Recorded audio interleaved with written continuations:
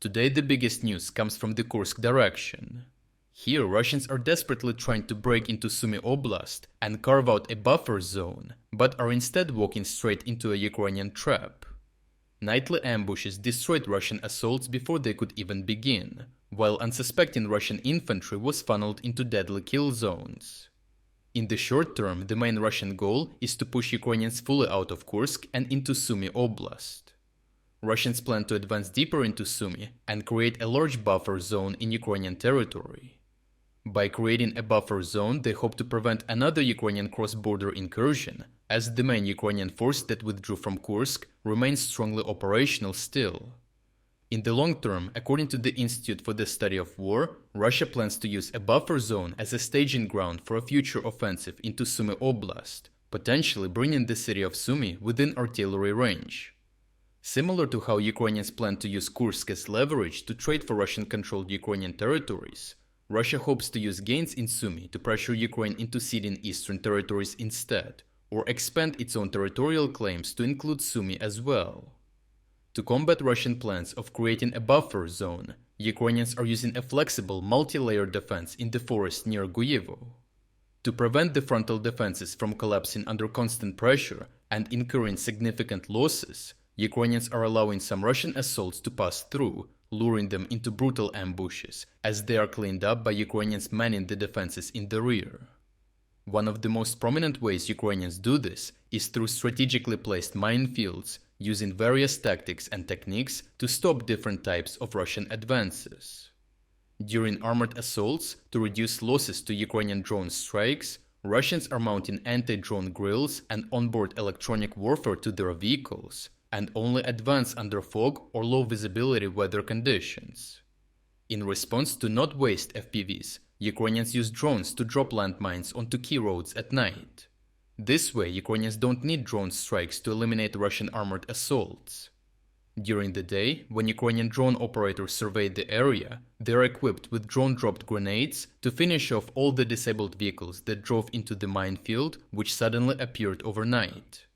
The next major Russian assault tactic is to use pure infantry assault groups to infiltrate Ukrainian lines, or get as close as possible to Ukrainian positions before storming their trenches. To delay their detection for as long as possible, Russians sneak through tree lines and terrain features such as dried riverbeds or gullies. Recognizing this, Ukrainian paratroopers laid out anti-personnel minefields along these exact locations, knowing that Russians would walk right into them during their infiltration assaults. Geolocated footage shows one Russian assault group not moving in a tactical formation, and as a result, 3 soldiers in the front stepped on landmines almost simultaneously, as the rest of the group froze, unable to do anything to help or risk stepping on a mine themselves. However, a flexible defense does not mean that Ukrainians are just letting all enemy assault groups move freely into their back line, regardless of whether they get ambushed and destroyed or not. POV footage from Ukrainian soldiers fighting at Guyevo shows them in intense nightly firefights with Russian forces on the front line. The footage shows the Ukrainian fighters from the 225th Separate Assault Regiment using infrared lasers to point out and target the Russian soldiers, lasers that are only visible to the Ukrainians because of their night vision goggles. Overall, Ukrainians are successfully holding a flexible defense in Kursk to block any Russian attempt to create a buffer zone into Sumy Oblast. The earlier coordinated withdrawal allowed Ukrainians to set up a flexible and multi-layered line of defense, exploiting predictable Russian attack vectors in ambushes and surprise minefields throughout the forests. Thanks to superior coordination, even when Russians breach the first line, the rear defenses can quickly destroy the advance. If the success of the Ukrainian defense continues, Russia's advances can be stalled here indefinitely, preventing another deep push into Ukrainian territory. Lastly, I know that many of you wanted to support us, but held back because we only accepted credit card payments. Today we are excited to announce that we have now added PayPal and other convenient electronic payment options.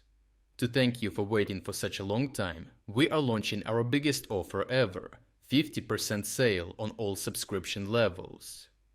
By subscribing, you are not just supporting our work, You're also unlocking access to our exclusive insights, in-depth overviews of all fronts, and strategic geopolitics videos.